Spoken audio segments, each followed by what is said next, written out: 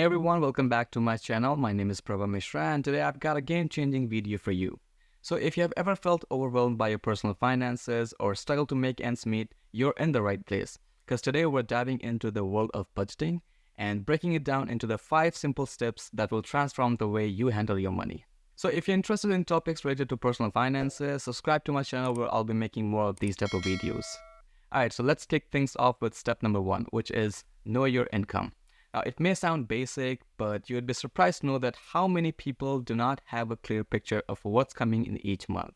Whether you are a salaried worker, a side hustler, or a freelancer, knowing your income is the foundation of your budget. I use Money Manager to track my income and expenses. It's user-friendly and helps me to stay on top of my financial game. Every time my paycheck comes into my bank account, I make an entry into my Money Manager app, and then I keep posting all my expenses throughout the month, which will give me the idea of how much money is coming into my bank and how much is going out of it. Now this brings us to step number 2, which is tracking your expenses. Now this is where the magic happens. You need to know where your money is going. So start by categorizing your expenses. Now essentials like rent or mortgage, utilities, groceries, phone bill, and non-essentials like subscriptions or dining out. If you keep tracking your expenses, at the end of the month, you will realize that there are so many unnecessary expenses that you could have avoided. For example, eating out, subscriptions, impulsive purchase during sales, everyday coffee, and many more. So next time you look at those expenses, be honest with yourself. Are there any areas where you can cut back? It's all about finding the right balance between spending and saving. Now, step number 3 is to create a realistic budget. Now, based on your income and expenses, set clear limits for each category. Make sure it's realistic and sustainable. You don't need to go full-on minimalist if it doesn't match your lifestyle. I'll show you how you can break down your budget and allocate funds for each category. It will keep you accountable and help you avoid overspending. For example, if your income is $3,000 a month, I would not recommend you to go anywhere above $900 a month for rent and utilities. Here I have taken an example of $850 a month.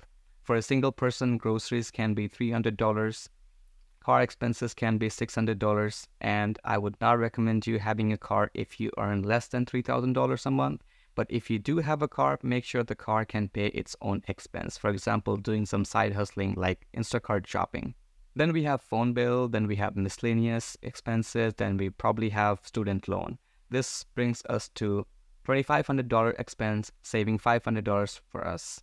Now, if you do end up spending more on the miscellaneous expenses, then you would know that in the coming month, you can make some adjustment to save some. Now, talking about savings, this brings us to step number 4, and this is the crucial one, building an emergency fund. Now, life is unpredictable, and building a financial safety net can save you from unnecessary stress.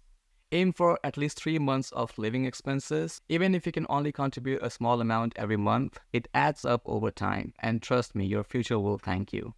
Now, having some extra cash saved up can also help us to grab some good opportunities. For example, when the market is down, you can use those extra funds to buy the shares of a stock for a lot cheaper price. Talking about saving some extra cash, here is an extra tip for you. Don't keep your money into your bank account because you will be losing money due to inflation. Banks do not provide more than 1% interest, and instead, I would recommend you to put your money into a high-yield saving account. For example, Wealthsimple Cash account, where you can earn 4% interest on your savings. I'll put the link into the descriptions, and you'll get $25 bonus when you open and fund your account. You can choose any other financial institution, but make sure it's CDIC insured. Last but not least, step number 5 is regularly review and adjust your budget.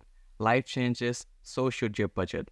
So check in every month how you're doing, celebrate your victories, and make adjustment as needed. I like to schedule a budget review day at the beginning of each month. It helps me to stay on top of my games, and it ensures that I'm still on track to reach my financial goals. And there you have it, folks, budgeting like a pro in 5 simple steps. I challenge you to give it a try and let me know how it goes. Remember, reaching your financial goal is a journey, it's not a sprint. If you found these tips helpful, don't forget to hit the like button, subscribe for more money-saving content, and share this video with your friends. Until next time, stay financially savvy.